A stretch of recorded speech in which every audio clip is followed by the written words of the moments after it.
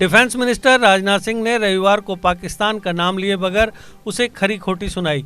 राजनाथ सिंह ने कहा कि एक देश आतंकवाद का सहारा ले रहा है। वो बोले कि भारत अपनी सुरक्षा से समझौता नहीं करेगा और जरूरत पड़ी तो हम उनकी जमीन पर जाकर टेररिज्म को खत्म करेंगे। डिफेंस मिनिस्टर तमिलनाडु के वेलिंगटन में डिफेंस सर्विस स्टाफ कॉलेज के कार्यक्रम को संबोधित कर रहे थे। राजनाथ सिंह ने कहा कि अगर भारत और पाकिस्तान के बीच सीज फायर कामयाब हुआ है तो यह हमारी ताकत की वजह से हुआ है। 2016 में पाकिस्तान की तरफ से क्रॉस बॉर्डर स्ट्राइक्स की वजह से हमारा रवैया प्रतिक्रिया देने की बजाय आक्रामक हुआ है। 2019 में बालाकोट एयर स्ट्राइक से इसे मजबूती मिली है।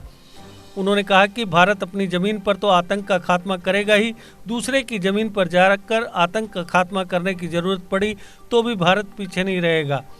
हमारे भारत में ये क्षमता पैदा हो गई है कि हम अपनी ज़मीन से भी वार कर सकते हैं और उसकी ज़मीन पर जाकर भी वार कर सकते हैं।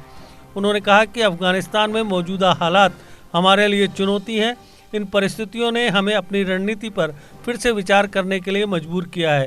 हम रणनीति बदलने वाले हैं और क्वाड का गठन इसी रणनीति पर होगा। उन्होंने कहा कि हमारी सीमाओं पर मौजूद चुनौतियों के बावजूद देश के नागरिक इस बात को लेकर सुनिश्चित हैं कि राष्ट्रीय सुरक्षा के साथ कोई समझौता नहीं होगा। देश के पूर्वोत्तर में चीन की तरफ से भारतीय सीमा में दाखिल होने की कोशिश की गई थी, वहां भी हमने नए उत्साह से चुनौती का सामना किया। देश को 65 और 71 के 2 वार का भी सामना करना पड़ा है।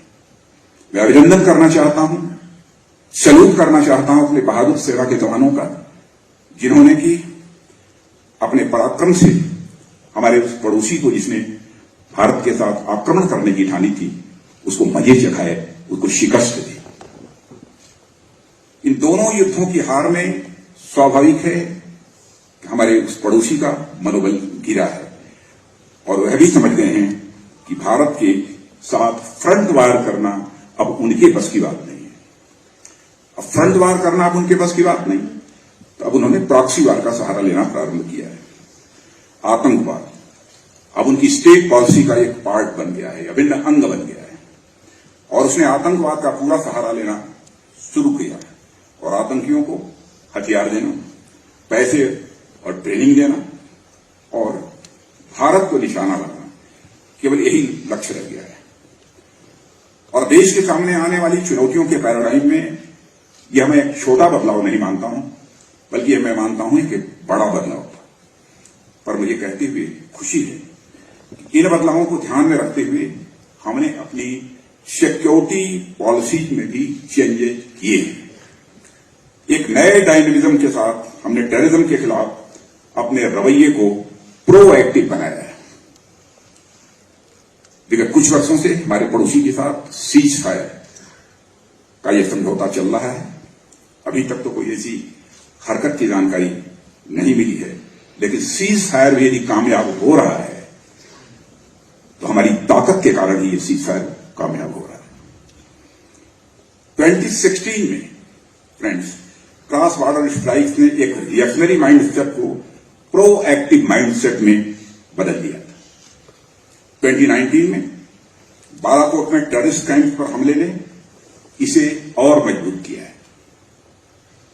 आज भारत की सीमा पर चैलेंजेस के बावजूद आम आदमी को विश्वास है कि भारत की नेशनल सिक्योरिटी से कोई समझौता नहीं होगा। यह भारतवासियों के अंदर भी भरोसा और विश्वास पैदा हुआ है और यह विश्वास धीरे धीरे लगातार मजबूती होता चला जा रहा है कि भारत अपनी जमीन पर तो आतंक का खात्मा करेगा, जरूरत पड़ने पर यदि दूसरे की जमीन पर भी जाकर आतंक का खात्मा करने की जरूरत पड़ेगी तो भारत उसमें पीछे नहीं रहेगा। हम अपने जमीन से भी वार कर सकते हैं और जरूरत पड़ी तो उसकी जमीन पर भी हम वार कर सकते हैं। यह क्षमता भारत के अंदर पैदा हुई है।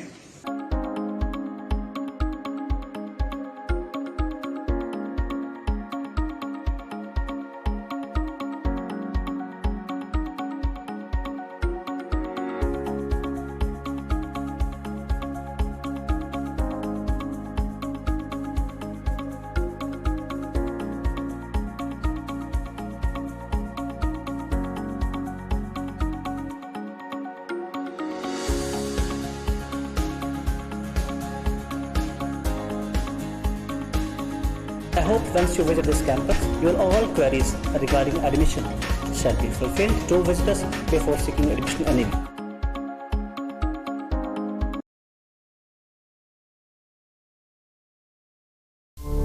GK अपडेट रहे हमारे साथ। अगर आप ये वीडियो YouTube पर देख रहे हैं तो हमारे YouTube चैनल को सब्सक्राइब करें और बेल आइकन को क्लिक करें। अगर आप ये वीडियो Facebook पर देख रहे हैं तो हमारा Facebook पेज लाइक जरूर करें। For advertisement, please contact 705-109-1811.